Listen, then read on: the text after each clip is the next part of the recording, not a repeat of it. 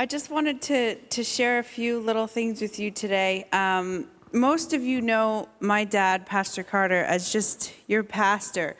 And the context which you see him usually is every week up here preaching and delivering sermons. And a lot of you feel like, I've heard so many people say, I feel like he's a father to this church. And so I just wanted to share with you this story that Caesar told you. I could have so many stories to tell you like that about my dad, but for time's sake, I made a little list here of some quirky things about him that you may not know.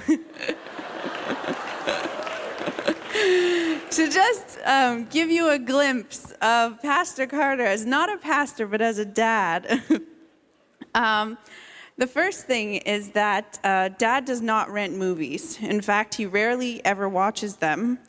But every once in a great while, in an attempt to bond with his children, all who are over 25, Dad will be in line at some sort of convenience or department store and come across the family classic section and those clearance bins by the checkout. And he'll come home with all these wholesome movies that he bought for $4.99 or less. And he'll be really excited and want us to watch them. So to this day, we have stacks of unopened movies in our basement with titles like Fluffy's Journey Home, The 12 Dogs of Christmas. Also, Dad is a firm believer that Windex is the answer to all of your cleaning needs. He purchases Windex in the gallon-size economy jugs, so he'll never run out. And if you come over to our house, you might just find him following you around the kitchen, spraying behind you as you go.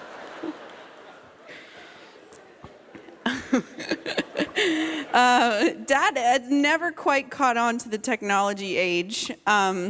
He has this cell phone that's clipped onto his belt that falls off and breaks into 6 different pieces at least twice a day. But he refuses to get a new one. So, all of his kids, me and my 2 brothers, we like to buy him lots of techie gifts for Christmas every year so we can steal them from him later.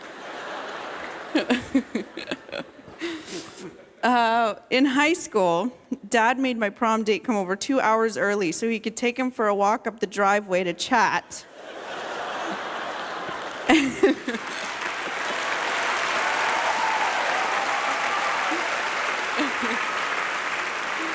So my poor date was so nervous after that, he wouldn't even hold my arm to walk up the stairs. Dad absolutely loves family traditions, and one of his favorite things to do is collect Christmas ornaments from all over the world or from special occasions in our lives, or from ornaments that people have given to him or things that have meaning. So every year at Christmas time, the family will gather around and we'll sit around the tree, and Dad will take out the box and carefully unwrap each ornament one by one and then completely forget where he got them from.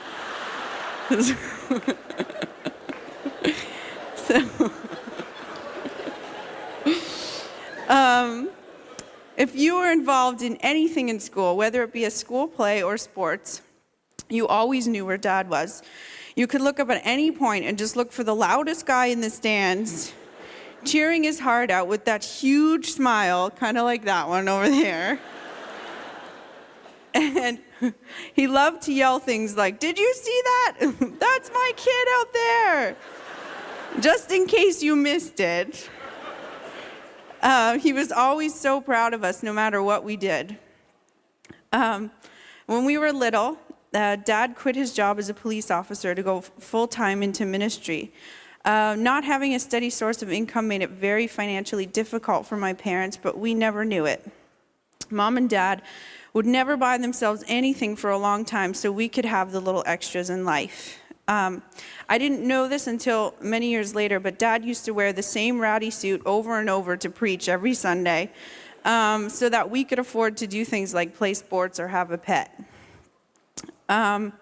When I lived at home, I used to sneak outside Dad's bedroom door, and I would always hear him pray for me and my 2 brothers. he prayed for us every single day.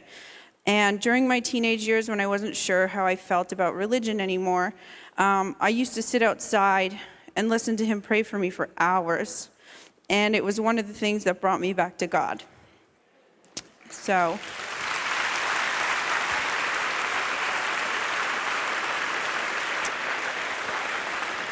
for those of you who may not know, I am married to a guy named Ben, who's going to come out here right now. This is Ben. And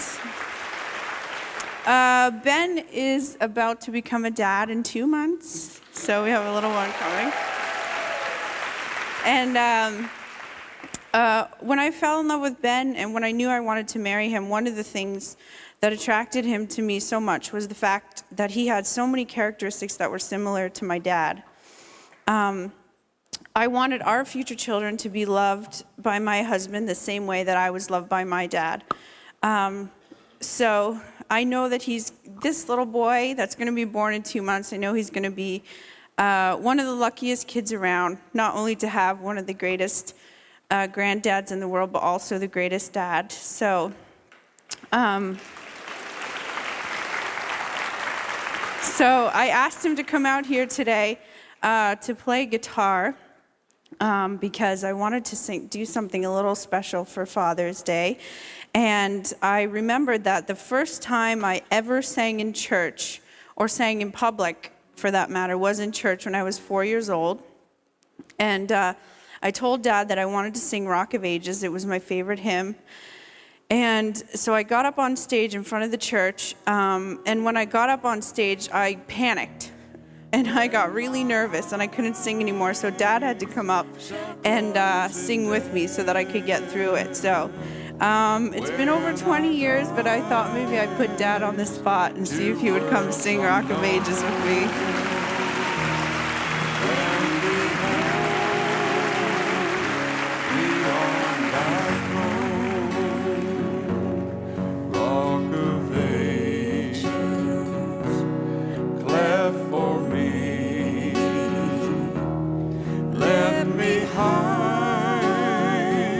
Myself in thee,